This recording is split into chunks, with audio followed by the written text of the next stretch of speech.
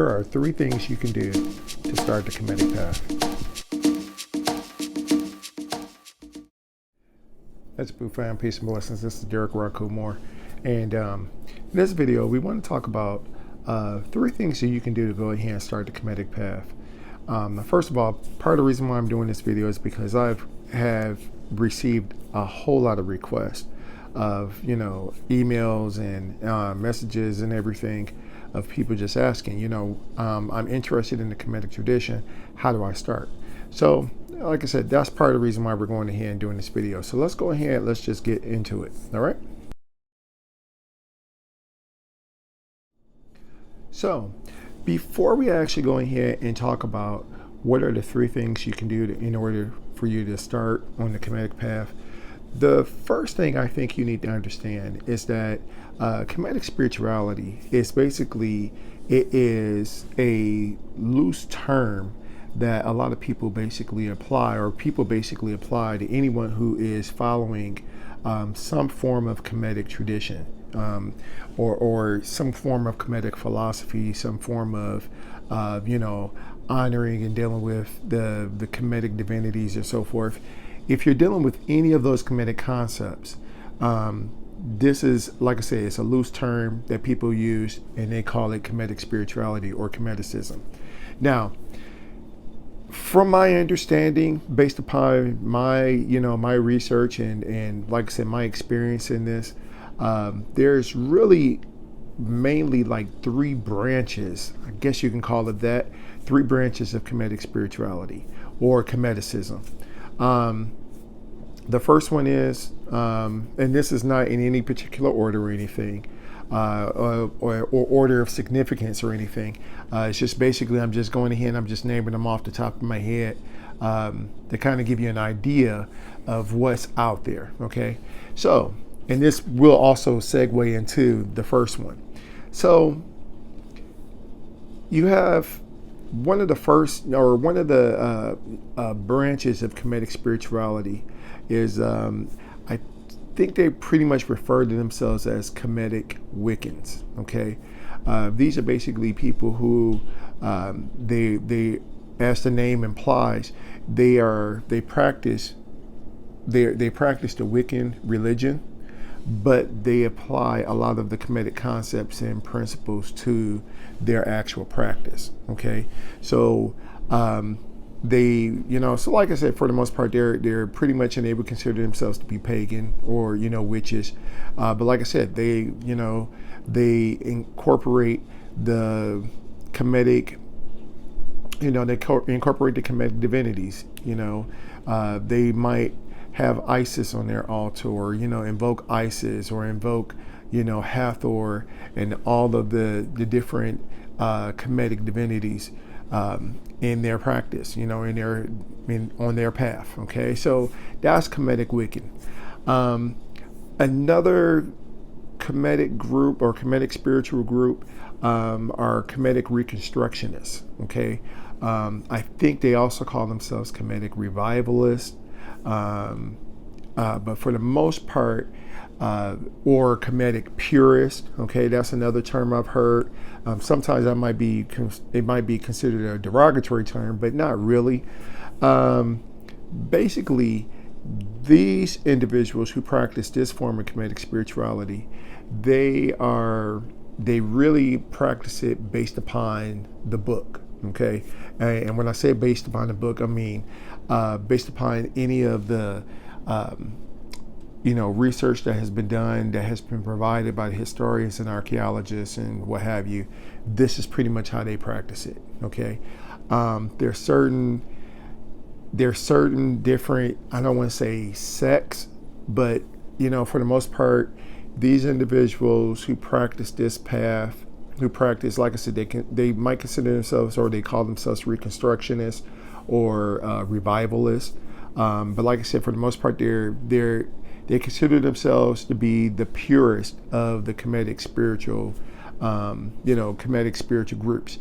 And like I said, for the most part, that's what they do. They go ahead and they practice Kemetic spirituality, but it is, according to them, it's based upon what the scholars, the historians, the archaeologists, what they state based upon their interpretation. Okay. Um, the third group, which is pretty much what I belong to, is what is considered to be Afro-Kemetics, okay, or Afro-Kemeticism. And for the most part, this is the more this is Kemetic spirituality that has more of a African influence. It's based upon the belief, the theory, whatever you want to call it. It's based upon what I would call the knowing. Yes, I'm being biased, but it's based upon the knowing that the Kemetic people, they were African people, and their culture, it was widespread.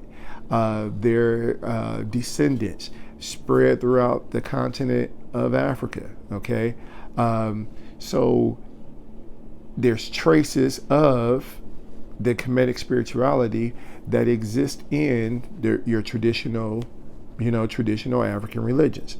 All right, and this is pretty much so a Afro-Kemetic or Afro-Kemeticism.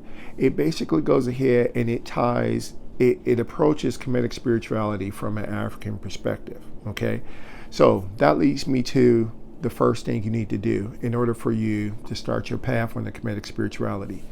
The first thing you need to do is decide which of the Kemetic spiritual groups or Kemetic spiritual approaches or branches that you're going to follow. Okay, which one resonates with you? Which one are you? Which one do you feel that you gravitate towards? Okay, that's the first thing you need to do in order for you to start your path and start your walk on the Kemetic spiritual journey.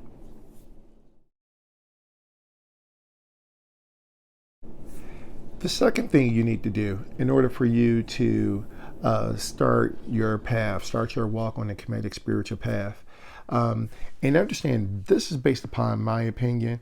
This is based upon my experience of actually practicing Kemetic spirituality for a while. So if you come across somebody else who tells you something different, please don't take what I'm telling you as the gospel, as the truth of all of it. If someone else is telling you something and they're telling you something different and it resonates with you, so be it. Go with that as well. Okay, but understand this is just based upon my opinion. And the second thing I think that you ought to do in order for you to start your path on or start your walk on the Kemetic spiritual path is you got to do some soul searching.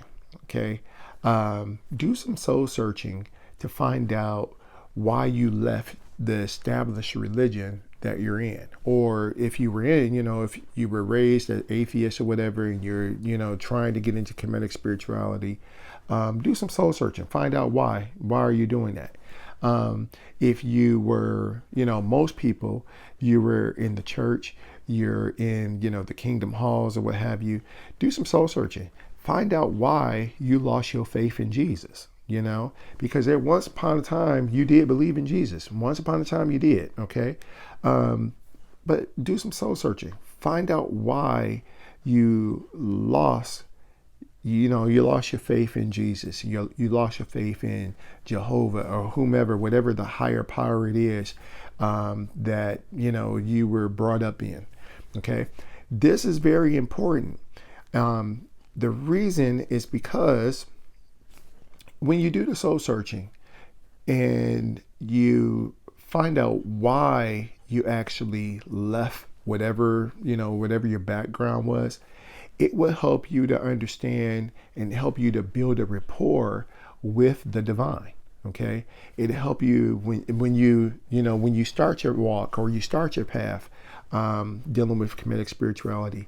This will help you to make that connection so that you can see the divine and see where the divine was missing and how you can actually connect to the divine or connect to God from a Kemetic spiritual perspective. Okay, so the second thing I think you ought to do in order to start this Kemetic, in order to start this walk on the Kemetic spiritual path is do some soul searching. Find out why you lost your faith in whatever established religion or tradition that you're in before you come to Kemetic spirituality. So, the third thing that I think you ought to do in order to start your journey on this Kemetic spiritual path is really study the history.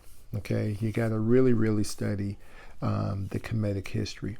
And when I'm saying really study the Kemetic history, the whole purpose of doing this is that you want to study the history to the point that you're able to invoke it. Okay, because in Kemetic spirituality, I think, we study the history, we study the Kemetic history. And the purpose of doing this is, like I said, we invoke it. But the whole purpose of being able to invoke Kemetic history is that it is to clear our way of the dysfunctions that we have pretty much acquired while living in the West, while living in this, present setting in society. Okay. And let me give you an example of what I mean when I'm saying invoking. When you study the history, the history basically helps you to understand how we're supposed to do things. Okay. How we should be doing things. Okay. For instance, I always hear this, it's like, you hear guys, they call themselves, oh, well, we was kings and I'm a king and this and that and the other.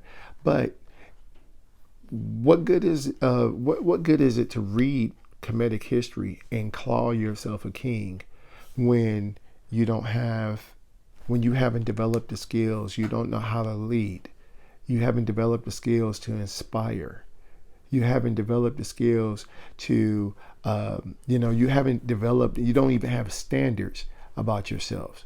There are certain things that the Kemetic people or Kemetic men that they did.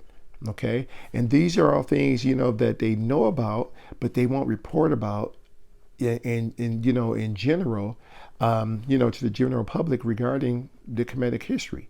But this is the reason why you study it, because this will give you an idea of what it really meant to be a man.